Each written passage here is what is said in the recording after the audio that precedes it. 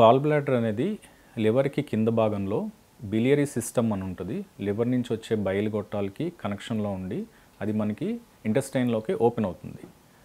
ఈ గాల్ బ్లాడర్కి సంబంధించి అది దానికి స్పెసిఫిక్గా ఫంక్షన్స్ అంటూ ఏమి ఉండవు. ఏదైతే లివర్లో మనకి పైత్యరసం బయలు జ్యూస్ తయారవుతుందో అది గాల్ బ్లాడర్లో కొంచెం సేపు స్టోర్ అవుతుంది. ఎప్పుడైతే మనం ఆహారం స్టార్ట్ చేస్తామో తినడానికి అది కొంచెం కాంట్రాక్ట్ అయ్యి అందులో ఉన్న బయలు జ్యూస్ని కిందకి రిలీజ్ చేస్తుంది. అది దానివల్ల ఏంటంటే మనకి తిన్న ఆహారం అరుగుదలకి ఉపయోగపడుతుంది. పర్టికులర్గా ఫ్యాట్ రిలేటెడ్ డైట్కి అరుగుదలకి ఉపయోగపడుతుంది. అది మెయిన్గా గాల్ బ్లాడర్ స్టోన్స్ రావడానికి రీజన్ ఏంటి ఇప్పుడున్న సిచ్యువేషన్స్లో? సింపుల్గా చెప్పాలంటే 4 F's అంటారు.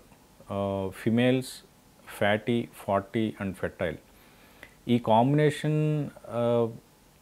నెంబర్ ఆఫ్ ఇవన్నీ ఒకటి పెరిగే కొద్దీ కూడా the chances of getting gall bladder stones is high.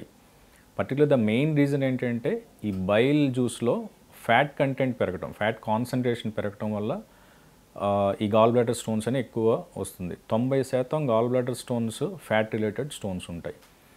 చిన్నపిల్లల్లో కొంతమందికి గాల్ బ్లాడర్ స్టోన్స్ ఫామ్ అవుతాయి. వాళ్ళకి ఏంటంటే bile pigment related gall bladder stones అంటారు. వాళ్ళకి రక్తంలో కొన్ని రకాలైన ప్రాబ్లమ్స్, హీమోలైటిక్ డిజార్డర్స్ అంటారు. ఆ హీమోలైటిక్ డిజార్డర్స్లో రక్తం ఆర్బీసీ పగిలి దాని ద్వారా ఈ బైల్ పిగ్మెంట్స్ అనేది కంటెంట్ అనేది బైల్లో పెరిగి అది గాల్ బ్లాడర్ డిపాజిట్ అయ్యి స్టోన్స్లా ఫామ్ అవుతుంది. ఈ రెండు ముఖ్యమైన కారణాలు. బైల్లో ఈ ఫ్యాట్ కంటెంట్ పెరగటం, లేదు ఈ హీమోలైసిస్ ద్వారా బైల్లో బైల్ పిగ్మెంట్స్ పెరగటం. ఓకే సార్, ఇప్పుడు మనకి గాల్ బ్లాడర్లో స్టోన్స్ ఫామ్ అయ్యాయి, చిన్నపిల్లల్లో కూడా వచ్చే అవకాశం ఉంటుందని మీరు చెప్తున్నారు కాబట్టి దీని లక్షణాలు మనకు తెలుస్తాయా? Gall bladder stone disease presentation చాలా వేరియడ్గా ఉంటుంది. అంతా it depends on the number of stones inside, the size of stones inside. చాలామందికి ఎసిమ్టమాటిక్, అంటే ఇప్పుడు నేనున్న నాకు ఉండొచ్చు, మీరున్నారు మీకు ఉండొచ్చు, కానీ స్టోన్స్ ఉన్నాయో తెలియదు మనకి.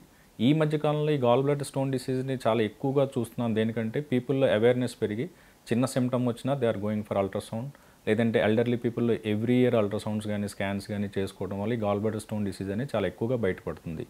So asymptomatic gall bladder stones అనే కాంపోనెంట్ మన సొసైటీలో చాలా ఎక్కువ. సెకండ్ ప్రజెంటేషన్ వచ్చేటప్పటికి సిమ్టమాటిక్ గాల్ స్టోన్ డిసీజ్. ఇది ఏంటి అంటే పొట్ట ఉబ్బరంగా ఉండటం, ఎక్కువగా గ్యాస్ ఫామ్ అవటం, ఛాతీలో సెంటర్లో నొప్పిలాగా రావటం, లేదంటే రైట్ సైడ్ భుజం దగ్గర నొప్పి రావటం, వెనకాల కొంచెం లైట్గా నొప్పిలా రావటం. Discomfort, we can call it as a discomfort rather than pain. We'll call it as a symptomatic gallstone disease. మూడో రకం ఉంటుంది. ఇది సివియర్ పెయిన్ వస్తుంది బికాజ్ ఆఫ్ మన ఆ కండిషన్ని ఎక్యూట్ క్యాలిక్యులస్ కోల్సిస్టైటిస్ అంటాం. ఇది ఎప్పుడంటే గాల్ బ్లాడర్లో ఉన్న స్టోన్స్ అందులో ఉండకుండా బయటికి రావడానికి ట్రై చేసినప్పుడు ఈ పెయిన్ అనేది స్టార్ట్ అవుతుంది. ఈ స్టోన్ సైజ్ చిన్నగా ఉన్నప్పుడు, లేదా నెంబర్ ఆఫ్ స్టోన్ సైజ్ ఎక్కువ ఉన్నప్పుడు గాల్ బ్లాడర్లోంచి స్టోన్స్ ఆ చిన్న గొట్టం ద్వారా బయటకు వచ్చి బయలు గొట్టాల్లోకి వచ్చి కింద ఇరుక్కుంటాయి. సో దీనివల్ల పెద్ద స్టోన్స్ అయితే ఇది బయటకు వచ్చే అవకాశం ఉండదు, గాల్ బ్లాడర్ నెక్ దగ్గరే ఇరుక్కుంటాయి. ఈ నెక్ దగ్గర ఇరుక్కున్నప్పుడు సివియర్ పెయిన్, మనం దాన్ని acute calculous cholecystitis, mucocele of gall bladder అంటాం. వాళ్ళకి ఏంటంటే విపరీతమైన నొప్పి, కొంతమందికి వాంతులు, కొంతమందికి జ్వరం రావడం ఇది జరుగుతుంది. ఎప్పుడైతే స్టోన్స్ గాల్ బ్లాడర్లోంచి జారి బయటకు వచ్చి బయలు గొట్టాల్లో ఇరుక్కుంటాయో వాళ్ళకి జాండిస్ అనేది వస్తుంది. ఈ బయలు గొట్టాలకి ప్యాంక్రియాటిక్ గొట్టం కూడా కలిసి ఇంటెస్టైన్లోకి ఓపెన్ అవుతుంది. సో ఎప్పుడైతే స్టోన్స్ బయలు గొట్టాల నుంచి జారి కిందకి వస్తుందో బయలు గొట్టాలకి అడ్డుపడుతుంది, ప్యాంక్రియాటిక్ గొట్టానికి కూడా అడ్డుపడుతుంది. బయలు గొట్టాల్లో అడ్డుపడడం వల్ల జాండిస్, ప్యాంక్రియాటిక్ గొట్టంలో అడ్డుపడడం వల్ల ప్యాంక్రియాటిటిస్ అనే ఒక సివియర్ ప్రాబ్లం వచ్చేదానికి అవకాశం ఉంటుంది. సో ఈ పర్టికులర్ గాల్ బ్లాడర్ ఇది లోపల ఏం జరిగిందనే దాన్ని బట్టి పేషెంట్కి సిమ్టమ్స్ ఉంటాయి.